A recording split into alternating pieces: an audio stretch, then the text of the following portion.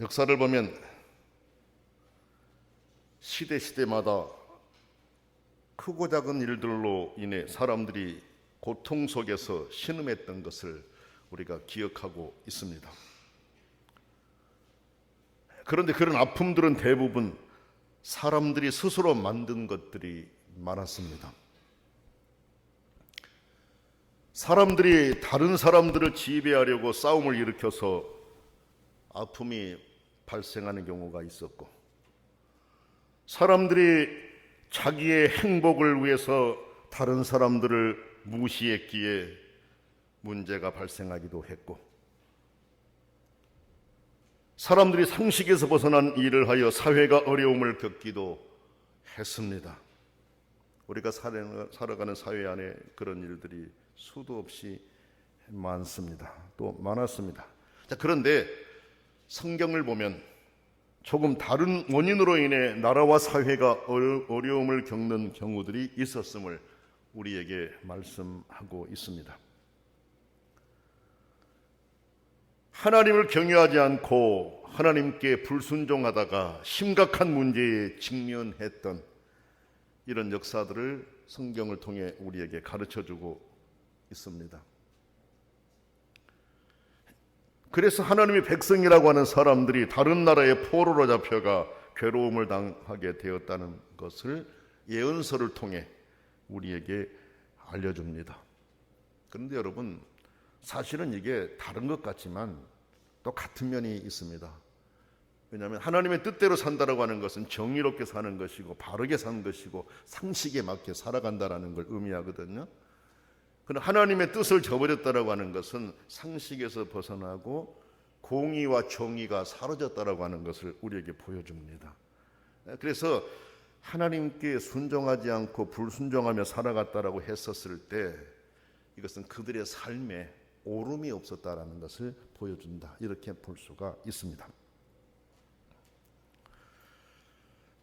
하나님께서는 인류에게 구원을 베푸는 과정을 가르치기 위해서 이스라엘이라고 하는 한 나라를 선택하셨습니다. 그래서 우리는 그들의 삶의 과정을 보면서 믿음의 유비를 배웁니다. 우리가 유비라고 할 때에는 성경에 나타난 것들을 통해서 이 현실의 사실들을 우리가 비교해 보면서 그때 그 사람들이 그렇게 살았는데 결과가 어떠했는가, 그렇다면 우리는 어떻게 살아야 될 것인가, 이와 같은 것들을 우리로 하여금 배우게 한다라는 말씀입니다.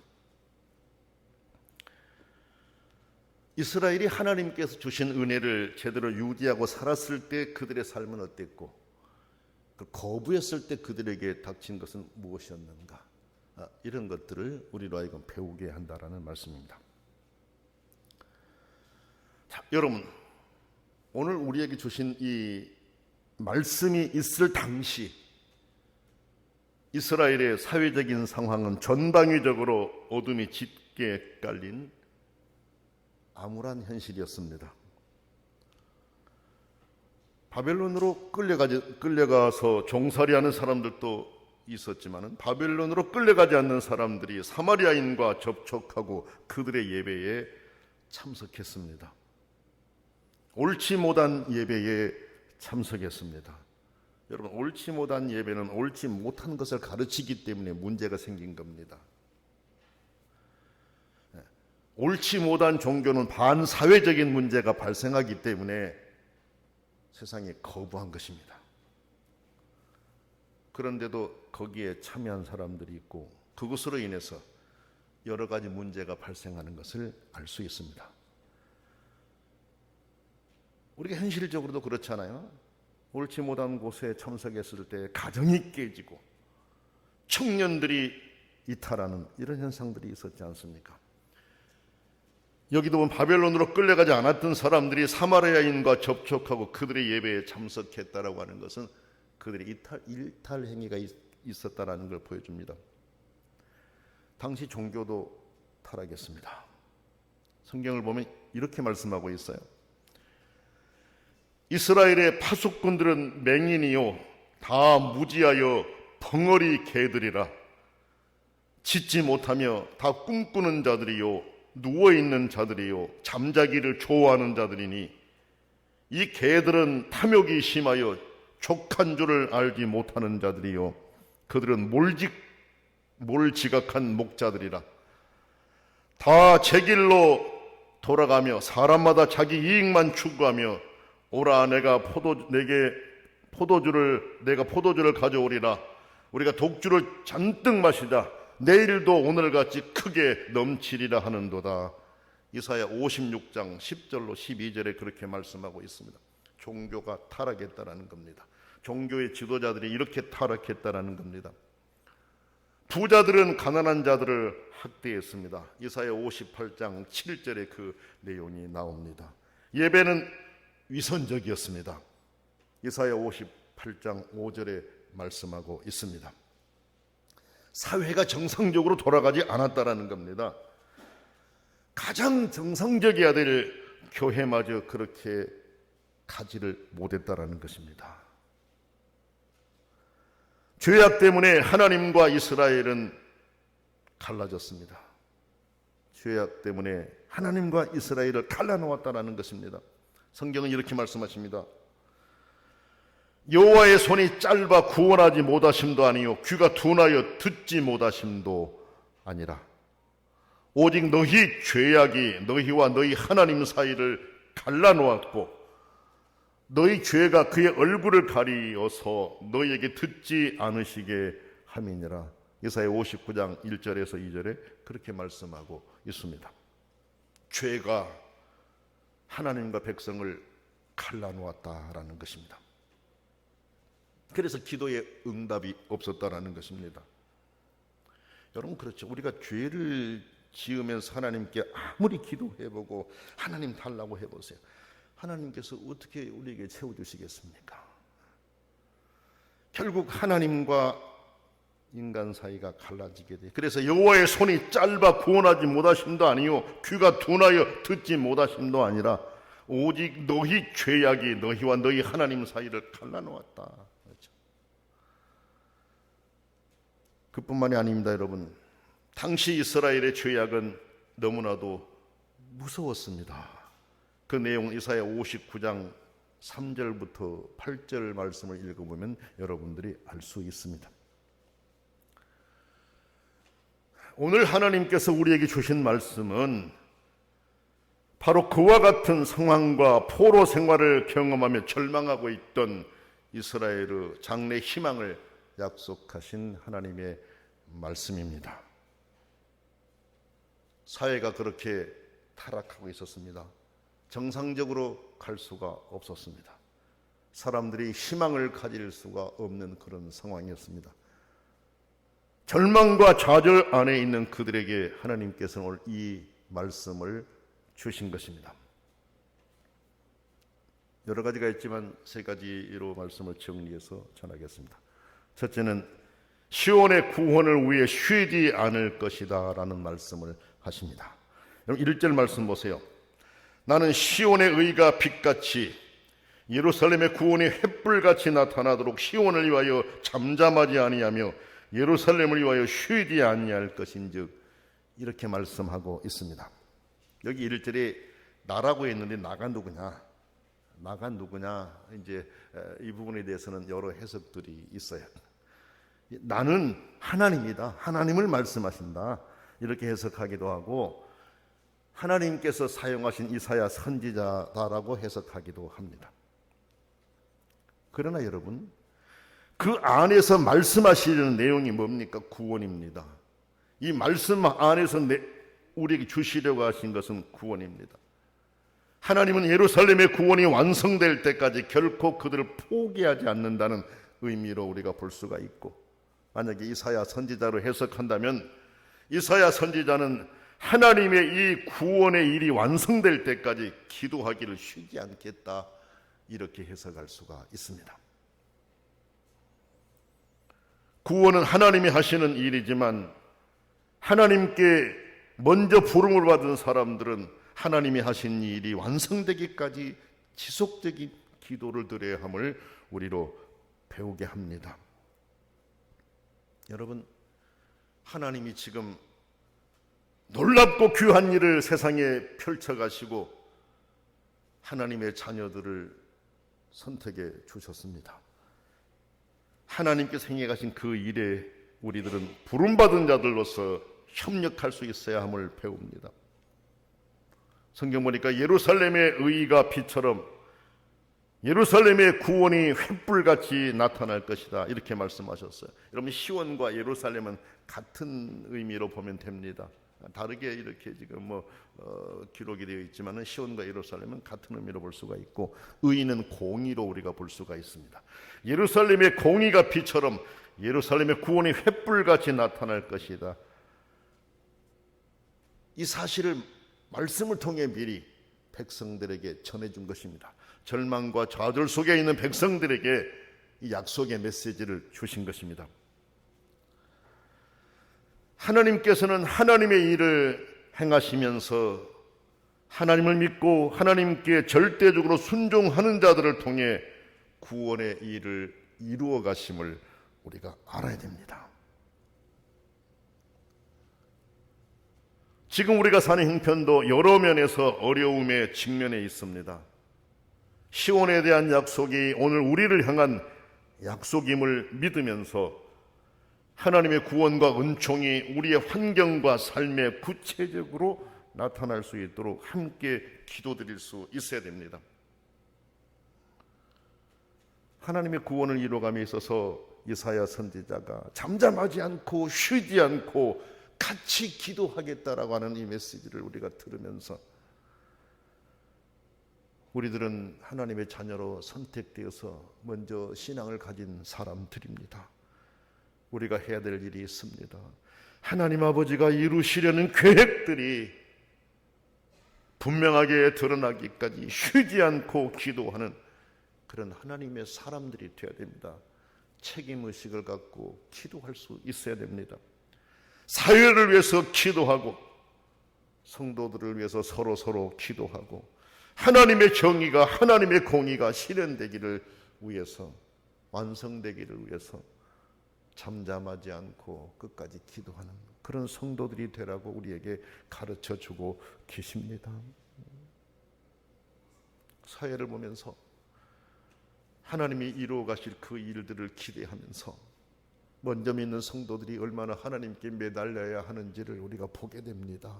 우리가 배우게 됩니다. 여러분, 그렇지 않습니까? 오늘 말씀을 통해 우리 마음속 깊이 새기고 잠잠하지 않고 쉬지 않고 기도하며 사는 그런 그리스도인들이 되십시다. 두 번째 말씀 보니까 이스라엘은 미래의 새 이름을 받을 것이다 라고 하셨어요. 이방 나라들이 네 공의를 묻 왕이 다 네 영광을 볼 것이요 너는 여호와의 입으로 정하실 새 이름으로 일컬음이 될 것이다 그랬습니다. 여러분, 여기 이 이름은 위상이 달라지는 이름입니다. 그 전에는 종이었는데 이제는 이방 나라들이 이스라엘의 공의가 이루어지는 것을 보고 여러 왕이 이스라엘이 받을 영광을 볼 것이다 그랬습니다. 종이었던 사람들이 이런 영광을 차지하게 될 것이라는 메시지를 하나님께서 주신 것입니다. 짓밟히고 무시당하던 사람들이었는데 이제는 우러러보는 대상이 되게 할 것이라고 하셨으니 실로 귀하고 놀라운 일이 아닐 수가 없습니다. 그리고 이제는 사람들이 하나님이 바꿔주신 새 이름으로 부를 것이다라고 했습니다. 여러분, 성경을 보면 이름을 바꾸는 것은 존재의 변화를 의미했습니다. 대표적인 예로 하나님께 완전히 굴복했던 야곱은 그 이름이 이스라엘로 개명되었습니다. 그래서 이스라엘이라고 하는 나라의 이름은 야곱의 이름을 따서 이스라엘이라고 부르고 있습니다. 사울은 바울로 바뀌었습니다. 그들의 이름이 바뀐 것은 존재의 변화와 삶의 변화와 사명의 변화를 의미합니다. 오늘 말씀의 새 이름은 신약에서는 예수님을 구주로 믿는 자들에게 주신 성도라고 하는 이름, 그리스도인이라고 하는 이름, 거룩한 이름입니다. 이렇게 넓게 해석할 수가 있습니다. 앞에 여러분에게 이름이 바뀌었다라고 하는 것은 존재의 변화와 삶의 변화와 사명의 변화를 의미한다라고 했지 않습니까?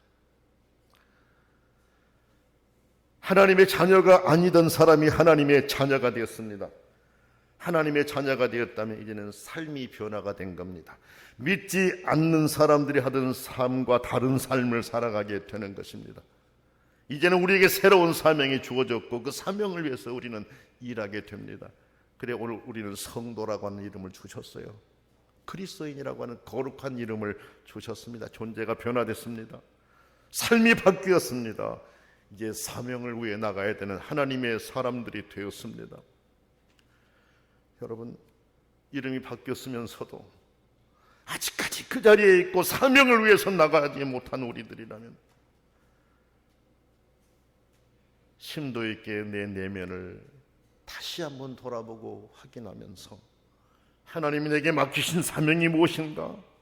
왜 하나님이 나를 성도라고 하셨고 그리스도인이라고 하셨는가? 이것을 마음에 새기고 그 이름에 합당하게 살아가야 됩니다.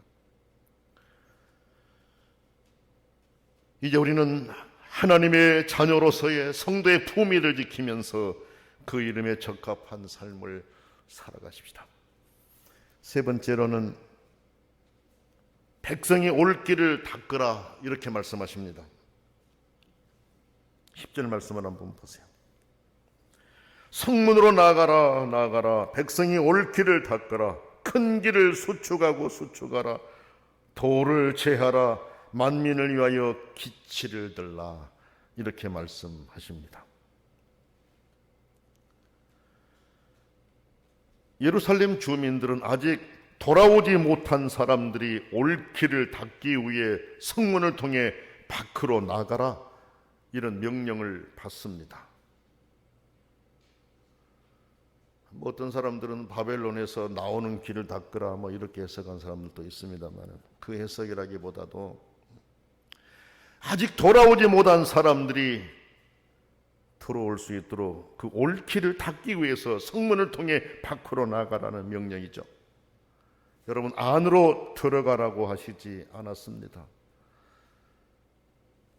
먼저 들어왔으니 그 안에 축제를 열어라 이렇게 하지 않았습니다.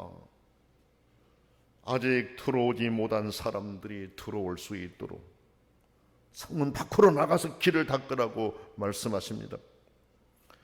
성문 밖으로 나가 올 길을 닦고 큰 길을 닦고 돌들을 없애라 그랬습니다. 만민을 위하여 깃발을 올리라고 말씀하십니다. 물론 구원의 주체는 하나님이십니다. 사람의 구원의 주체는 아닙니다. 하나님이 구원의 주체이십니다. 하나님께서 구원하여 인도하여 드리십니다. 그러나 하나님께서는 하나님의 사람들이 하나님께서 하신 일에 어떻게 동참해야 함을 우리에게 알려주신 것입니다. 여기 아직 돌아오지 못한 자들, 이 사람들은 신약 성경에서는 이방인들을 포함한 많은 사람들이 하나님께 돌아올 것을 알려주신 그런 메시지입니다. 하나님의 구원은 모든 사람에게 열려 있습니다. 하나님의 사람들은 하나님께 돌아올 사람들을 위해 먼저 믿음의 본을 보이면서 그들을 잘 안내할 수 있어야 합니다. 하나님의 구원의 길에 먼저 믿는 자들의 역할은 매우 중요합니다. 매우 중요합니다, 여러분. 그렇죠? 우리는 구원받은 사람들로서 우리가 사명을 바르게 이행해 갈 수 있어야 됩니다. 그래서 아직 돌아오지 않는 사람들이 우리를 통해서 우리의 모습을 통해서 돌아올 수 있도록 사명을 감당해 가야 됩니다. 교회 생활도 그렇습니다, 여러분. 교회 생활도 먼저 믿는 사람들의 삶은 굉장히 중요합니다. 왜냐하면 그것을 통해서 새로운 사람들이 배워가기 때문에 그렇습니다. 여러분 보세요. 좋은 것을 배운다라고 하는 것은 그 사람들에게 아주 큰 영향력을 주는 것입니다. 신앙 안에서 좋은 것을 배우고 자라게 하는 것은 성도로서 귀한 역할을 감당하고 있다는 것을 우리가 알아야 됩니다. 그렇죠? 그것만으로도 우리는 귀한 사명을 감당하는 거예요.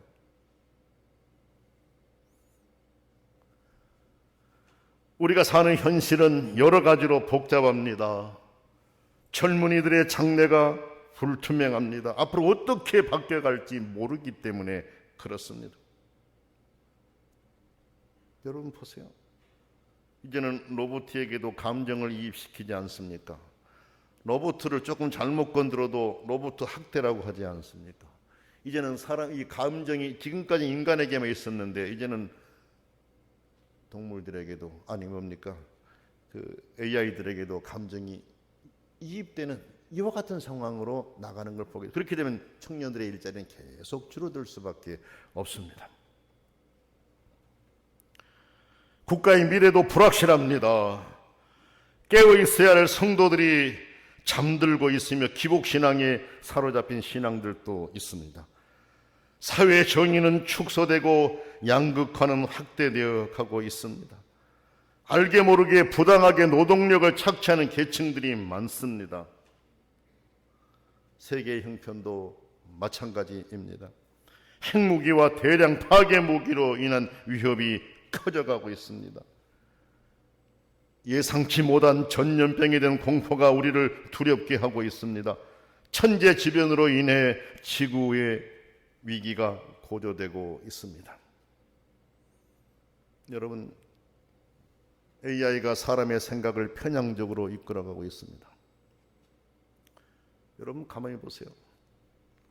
유튜브에서 여러분이 한번 뭔가를 검색하게 되면요, 그 다음에는 이 사람이 이 성향을 좋아하는구나 하고 그 성향 좋아하는 것만 쫙 그 사람에게 보내줍니다. 알고리즘이라고 그러죠. 이 사람이 좋아한 거. 그러니까 여러분 보세요. 과거에는 내가 좋아한 걸 선택적으로 볼 수가 있습니다. 지금은 이제 어떤 사람이 뭐 하나를 검색하게 되면 그 검색하는 성향을 얘가 알아요. 컴퓨터가 알아가지고 쭉 그러면 그 눈으로 보니까 세상이 온통 그렇게 바뀐 걸로 봐요. 전부 세상이 이렇게 되네, 이렇게 본다는 얘기죠. 우리가 신문을 보더라도 예를 들어서 뭐 한겨레도 보고 중앙도 보고 아니면 경향도 보고 이렇게 다양하게 볼 수 있어요. 그렇게 안 해요. 컴퓨터가 사람의 이념을 편향적으로 이끌어가는 이런 세상. 그러니까 사람들이 바르게 볼 수 없게 만드는 이런 현상이 되었다라는 것을 우리가 알 수 있어요. 이런 때 하나님의 은혜로 그리스도인이 된 우리에게는 기쁨과 함께 무거운 과제가 지어져 있습니다.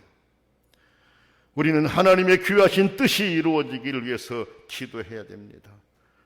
하나님이 주신 이름에 합당한 삶을 살아가야 됩니다. 오늘 성경 말씀 보게 되면 헵시바라 뷸라라 하는 말씀을 하고 계셔요. 그렇죠? 어떤 의미라고 했습니까? 이는 여호와께서 너를 기뻐하실 것이며 네 땅이 결혼한 것처럼 될 것이다 라는 거죠.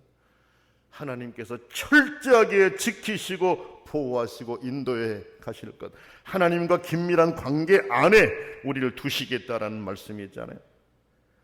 이제 우리들은 하나님이 주신 이 이름에 합당한 삶을 살아가야 돼요. 그리고 먼저 믿는 자로서 믿지 않는 이들과 다음 세대에 우리는 믿음의 본과 삶의 본을 보여줘야 됩니다. 세상이 돌아가는 모습을 보면서 다음 세대가 무엇을 보고 배울까 하는 생각을 할 때 안타까움이 많아요. 여러분, 이런 때 우리 교회에서는 다음 세대들에게 정말로 아름다운 믿음의 본을 보이고 삶의 본을 보여서 다음 세대가 건강하고 바르게 나갈 수 있도록, 이건 사명이다 생각하고 이름이 바뀌는 그리스도인들로서 역할을 감당할 수 있어야 됩니다. 세상이 변해가니까 믿음 생활도 변해가지 않아요. 여러분, 나 우리 교회 성도님들을 보면서 너무 감사했어요. 이렇게까지 자신의 그 바쁜 일과 속에서도 시간을 내서 하나님을 위해서 일하려고 하는 이 모습들을 보면서 가슴이 벅차오고 눈물이 나고 그랬습니다. 이 모든 것들은 다 이어져 내려오는 교회 전통이다라는 걸 알 수가 있었어요. 여러분들 이 아름다운 전통이 여기서 끝나게 해서는 안 돼요. 이 아름다운 전통, 좋은 전통이 신앙 안에서 하나님을 사랑하고 높여갈 수 있도록 여러 면에서 귀한 역할을 감당할 수 있기를 바라요. 그래서 하나님께 칭찬 듣는 그런 삶이 될 수 있기를 원합니다. 존귀하신 하나님 아버지, 부족하고 연약한 저희들 위해서 쉬지 않고 일하시는 하나님을 보며 우리 역시 쉬지 않고 기도해야 함을 말씀을 통해 배우게 하셔서 감사합니다. 소중한 이름을 주셔서 존재가 변하고 삶이 변하고 사명이 변했음을 알게 하시니 감사합니다. 성도로서, 그리스도인으로서, 거룩한 하나님의 자녀들로서 우리가 세상을 향해 어떻게 감당해야 될지 깊이 생각하게 하시니 감사합니다. 우리가 안에 있으니 우리만 만족해하고 축제를 여는 것이 아니라 성문 밖으로 나가서 올 사람들을 위해서 돌멩이를 치우고 길을 넓히고 준비하게 하신 하나님 아버지, 하나님의 자녀된 자들로서 다음 세대를 위해서 잘 준비하는 저희들 되게 하여 주시옵소서.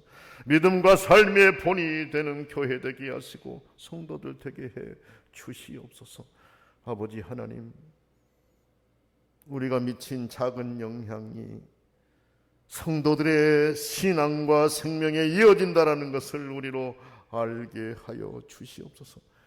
이를 위해서 우리가 먼저 신앙에 바로 서고 가정에서 자녀들에게 신앙을 바르게 가르치고 다음 세대들에게 신앙의 아름다운 본을 보이게 하여 주옵소서. 그래서 장래의 희망을 보게 하여 주옵소서. 예수님의 이름으로 간절히 기도드립니다. 아멘.